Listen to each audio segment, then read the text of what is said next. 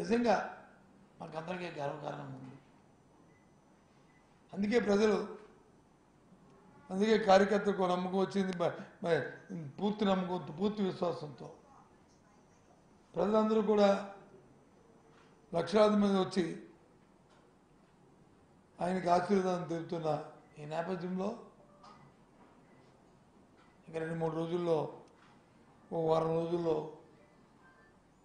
ఎన్నికలు నోటిఫికేషన్ రాబోతున్నాయి. మళ్ళీ మీ అందరి ద్వారా ఈ రాష్ట్ర ప్రధానికానికి సభకు ఇచ్చేసిన లక్షలాది మంది కార్యకర్తలు ప్రజలకి మళ్ళీ వారు చైతన్యవంతులై మళ్ళీ ఈ రాష్ట్రంలో వైఎస్ఆర్సీ పార్టీ ప్రభుత్వాన్ని జగన్మోహన్ రెడ్డి ముఖ్యమంత్రి చేయడం నన్ను కొట్టాలని కోరుతున్నాం. చూసాం మనం, ఒక వారం రోజులు ఒక ఎపిసోడ్ జరుగుతుంది దేశంలో, రాష్ట్రంలో. పొత్తుల కోసం ఎంపర్లాడుతూ ఢిల్లీ చుట్టూ ప్రదర్శన చేసుకుంటూ ఇక మీరు ఏం చెప్తారో చెప్పండి, మేము దేనికైనా మా తలుపులను తెరిచి ఉన్నాయని చెప్పుకుని మరి మాట్లాడుకుంటూ ఇవాళ తెలుగుదేశం పార్టీ కానీ, సెలబ్రిటీ పార్టీ కానీ మరి ఏ విధంగా భారతీయ జనతా పార్టీతో తాతారాడిందో అందరూ ఈ రాష్ట్ర ప్రధానికి అందరూ కూడా చూసే ఉంటారు, తెలుసుకుని ఉంటారు. ఒత్తిడి చేసుకోవడం, ఓ పార్టీని కలిగి ఉండడం ప్రజాస్వామ్యంలో సహజం. కానీ ఈ రకంగా ఎంపర్లాడుకుని కొత్త వాళ్ళైతే అలాగే కాదు. 14 సంవత్సరాలు ముఖ్యమంత్రి చేసిన చంద్రబాబు నాయుడు ఈ రాష్ట్రంలో నేను ఈ కార్యక్రమం చేశానని చెప్పుకోవడానికి లేక ఆ గుమ్మం ఈ గుమ్మం తిరుక్కుంటూ ఇవాళ అది చూస్తుంటే రాష్ట్ర ప్రధానికానికి జగస్ఫురంగా ఉంది. అసహించుకుంటారు ఏంటిది అని. నేను ఉదయాన్ని ఒకరు వచ్చి ఎవరు నాకు ఒక వీడియో పెట్టారు. ఉదయాన్నే ఉదయం వీడియో చూశాను. ఏంట్రా ఇదేంటి అని చూస్తే భారతీయ జనతా పార్టీ నాయకులు మన ఆంధ్రుడు కాకపోయినా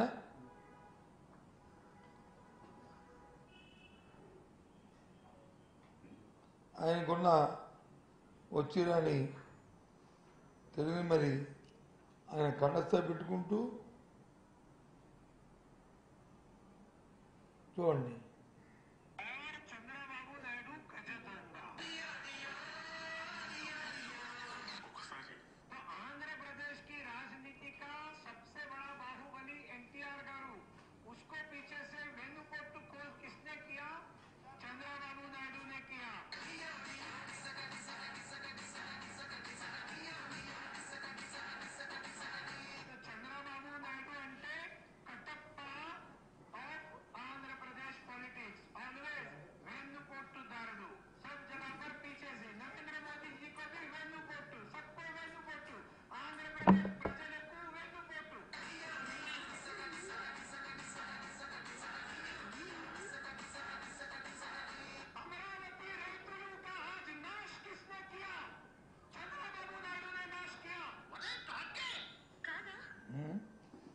చూసాను ఇది చెప్పిన మాటలా.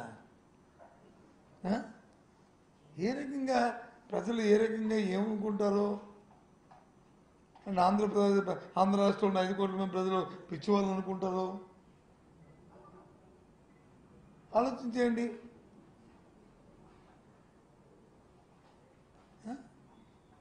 సరే ప్రజాస్వామ్యంలో 2 పార్టీలకు వెళ్ళడం, 2 పార్టీలు విడిపోవడం, లేదా పొత్తులకు వెళ్ళడం, పొత్తు అని అది వేరు. ఇదంతా ఎప్పుడు ఒక 3 నెలల కింద జరిగిన సంఘటనలు.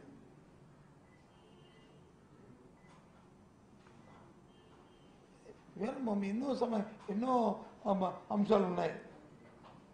అధికారం ఉన్నప్పుడు దాని గురించి ఆలోచించలేదు, ఇప్పుడు పొత్తులు పెట్టుకున్నప్పుడు దాని గురించి ఆలోచించట్లేదు రాష్ట్రం తాలూకా అంశాల పట్ల, ముఖ్యంగా మన స్టీల్ ప్లాంట్. ఈ పొత్తులు పెట్టుకున్నారు కదా ఇప్పుడు రేపు ఎల్లుండో ఎప్పుడో మరి భారతీయ జనతా పార్టీ నాయకత్వం అలాగే మరి వాళ్ళతో పొత్తు పెట్టుకున్న చంద్రబాబు నాయుడు అందరూ వస్తారు కదా వైజాగ్ పట్టణానికి. మరి స్టీల్ ప్లాంట్ గురించి ఏం చేస్తారో చెప్పానండి, చెప్పానండి. ఏమి ప్రజలకి ఏమి నిర్ణయిస్తారో అసలు ఎక్కడ ఒక ఎథిక్స్ లేకపోతే ఆలోచన లేకపోతే ఎన్నో మాట్లాడారు మా ముఖ్యమంత్రి జగన్మోహన్ రెడ్డి గారు. అధికారం అనేది కాదు ముఖ్యం, చరిత్రలో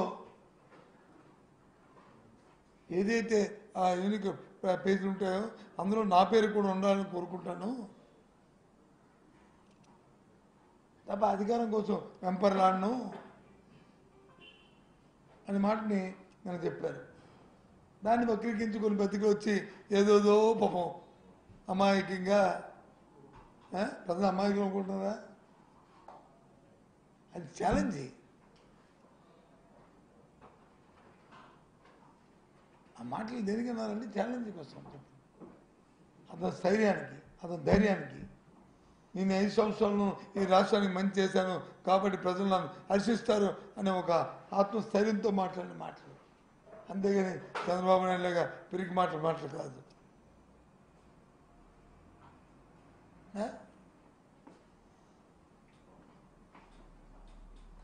చెప్పండి. కాబట్టి ఏది ఏమైనప్పటికీ కూడా ఈ సభలో విజయంతో అవడం, ఈ పొత్తులు చూసి ప్రజలు వచ్చి అసహించుకోవడం, ఇంకా మొన్న వచ్చిన ఏదైతే వైఎస్ఆర్సీపీ పార్టీకి ఇప్పుడు ఉన్నాయో సీట్లు ఉన్నాయో 151, దానికంటే 175 కూడా రేపు ఛాలెంజింగ్గా వచ్చే పరిస్థితులు రాష్ట్రంలో ఉన్నాయని చెప్పడానికి అతిశయోక్తి కాదు. వాస్తవాలు ఇవే. ప్రజలు జీవన విధానం మారింది, వాళ్ళకి ఆదాయం పెరిగింది, రాష్ట్రం జీడిపి పెరిగింది, వ్యవసాయానికి సంబంధించి ఉత్పత్తులు పెరిగాయి, రైతు హాయిగా ఉన్నాడు, రైతుకు పెట్టుబడి పెట్టే ఆర్థిక స్తోమత పెరిగింది, పండించిన పంటకి గిట్టుబాటు దొరికింది, ఎరువుల కోసం విత్తనాల కోసం ఎంపర్లు అడుకోకుండా ఇంటి ముందునే ఆర్బికే ద్వారా అవన్నీ ఇస్తున్నారు.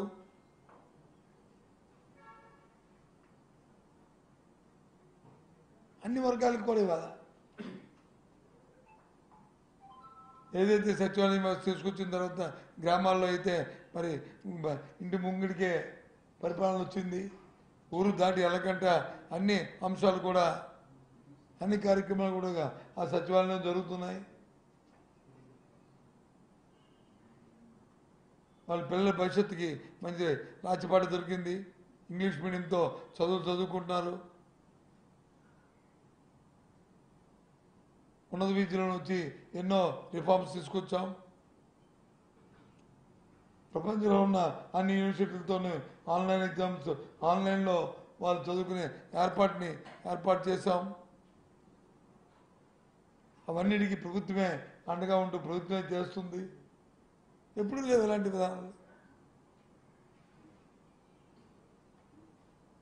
ఇవాళ అందుకే మీతో 5 నిమిషాలు ముచ్చరించుకుందాం.